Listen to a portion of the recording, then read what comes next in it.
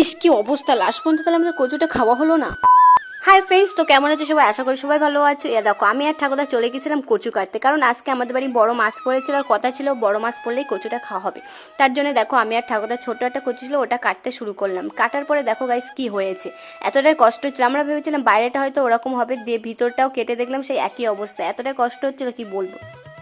দিয়ে এটা বাড়িতে নিয়ে গেছিলাম, মা বললো বড় কচু আছে বড়টা কেটে দেখ ভালো আছে কিনা। দিয়ে আমরা বড়টাও কাটতে আরম্ভ করে দিলাম, বড়টাও কাটার পর সে একই অবস্থা। আর এগুলো কিসের জন্য হয়েছে না, এতটা ছাই দিয়েছে তার কারণে এটা হয়ে গেছে। তারপরে আমরা ওটা নিয়ে চলে গেছিলাম বাড়িতে, যদিও একটুখানি কেটে কুটে বেড়াই তাও তো খেতে পারবো না, কারণ 2 বছর ধরে এই কচুটা আমরা খাইনি বড় মাছের অপেক্ষায়। তা দেখো কাটার পরে একটুখানি পেয়েছিলাম, কেটে কেটে রেডি করে দিয়েছে, পুরো পনিরের মতো লাগছে।